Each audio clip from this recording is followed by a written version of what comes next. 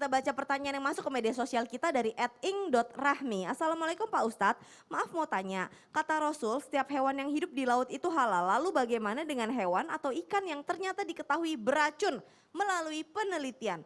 Apakah hukumnya menjadi haram atau dilarang dikonsumsi ya? Mohon penjelasannya Pak Ustadz, terima kasih. Ustadz Bani mohon penjelasannya. Masya Allah, tadi sudah dibahas oleh guru kita Ustadz Maulana tentang hewan laut. Kalau betul tadi kalau menurut mazhab Maliki dan Syafi'i itu semua yang di laut itu halal. Sampai putri duyung kalau ada boleh dimakan. Nah tapi bagaimana setelah menurut penelitian ada zatnya atau memiliki sesuatu kandungan yang membahayakan, racun apa segala macam. Itu bagaimana hukumnya? Dalam agama kita ini makan itu tadi timbangannya dua, kata guru-guru kita, halalan, thayyiban. Halal itu timbangannya syariat. Kalau kata Al-Quran, kata hadis boleh, halal. Ya. Sementara thayyiban itu timbangannya kesehatan. Boleh jadi menurut syariat boleh, tapi ternyata buat tubuh kita nggak cocok nih, menimbulkan efek samping, depan atau belakang terserah itu ya. Bisa membahayakan, maka dia termasuk kategori tidak thayyib.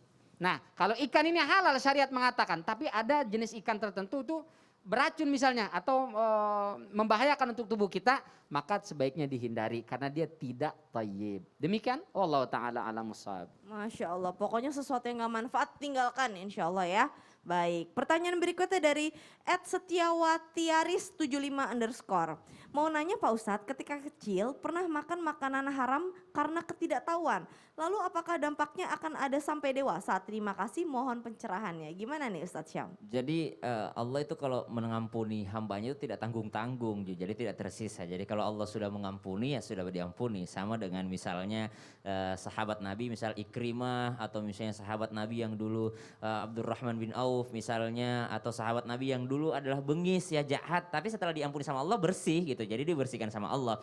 Jadi kalau Syam sendiri mengambil pendapat bahwa ketika Allah sudah mengampuni kita itu selesai, tidak ada lagi sisa-sisanya. Jadi kalau ditanyakan dahulu waktu kecil enggak tahu apa-apa, enggak tahu apa-apa. Jadi karena dia enggak tahu, enggak ada hukum bagi orang yang tidak tahu. Maka yang diberi hukum misalnya adalah orang-orang yang menjaganya mungkin. Kenapa tidak dijaga dengan ketat makanan anaknya? Kenapa misalnya orang tuanya tidak memilihkan sesuatu yang baik untuk anaknya? Maka yang dimintai pertanggungjawaban adalah seorang yang sudah tamyiz atau seorang yang mukallaf ya, orang-orang yang sudah bertanggung jawab atas dirinya. Orang yang belum mukallaf, orang yang tidak bertanggung jawab, yang belum bisa bertanggung jawab atas dirinya, maka mereka adalah belum dijatuhi hukum. Termasuk misalnya sekarang baru tahu, oh ternyata ini haram, dulu saya pernah makan waktu kecil, maka itu tidak dihukum dan pengaruhnya kepada orang dewasa insya Allah Allah sudah bersihkan jikalau sudah benar-benar bertaubat insya Allah. Masya Allah, jadi sholat sunnah taubatnya diperhatikan ya Ustadz Syam ya. Insya Allah Allah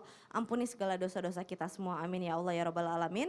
Berikutnya dari Instagram hamba Allah. Assalamualaikum Ustadz, bagaimana jika saya menerima makanan dari mertua saya yang maaf dalam hal ini dia non muslim dan saya tahu kalau dia suka maaf sekali masak yang haram Ustadz. Saya takut kalau ditolak suami saya marah dan malah berpikir yang enggak sama saya. Padahal saya kan pengen menjaga benar supaya tidak ada yang haram masuk ke dalam tubuh keluarga Ustadz. Bagaimana nih Ustadz Maulana? Bismillahirrahmanirrahim. Boleh nggak menerima makanan dari non muslim? Jawabannya boleh. Sepanjang syaratnya yang pertama jenis makanannya halal. Yang kedua adalah bentuk perolehannya, bentuk caranya, penyajiannya itu halal. Kemudian yang ketiga, mohon maaf. Ah, ini mungkin diragukan tadi. Apa itu? Maaf, jangan sampai tersinggung ya. Tempat ataupun bejana kualinya yang dipakai itu sama dengan kuali yang dipakai untuk yang haram tadi. Nah inilah yang mungkin dalam hal ini tadi penanya, gimana nih Ustadz, apakah kalau saya terima aja, tapi kita tidak makan kan kita bisa ibaratnya kasih yang seagama dengan dia. Ya, jadi betul. yang tidak supaya tidak menyakiti perasaan. Wow, enak sekali, makasih mama, aduh bentuk perhatian.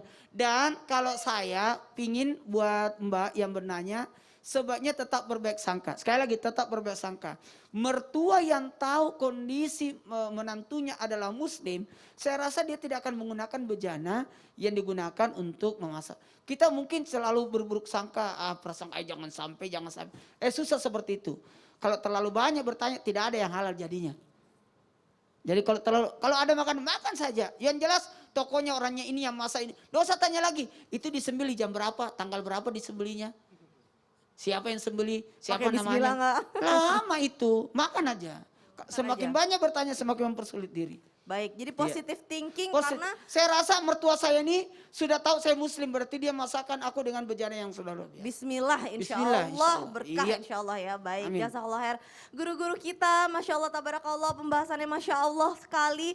Banyak banget yang masih pengen dibahas, tapi udah nggak ada lagi waktunya. Tapi sekarang kita insya Allah Ustadz Syam mohon doanya nih supaya gimana caranya makanan yang kita makan itu selalu dapat keberkahan dari Allah, didekatkan kepada yang halal dan dijauhkan kepada yang haram. Silahkan. Bismillahirrahmanirrahim. Tabi guru-guruku. Bismillahirrahmanirrahim. Alhamdulillahi Rabbil alamin. Allahumma salli ala Sayyidina Muhammad wa ala alihi wa sahbihi wa sallim. Allahumma bika asbahna wa bika amsayna wa bika nahya wa bika namut wa ilayka an-nushur. Ya Rabb, asbahna wa asbaha al-mulku lillahi Rabbil alamin.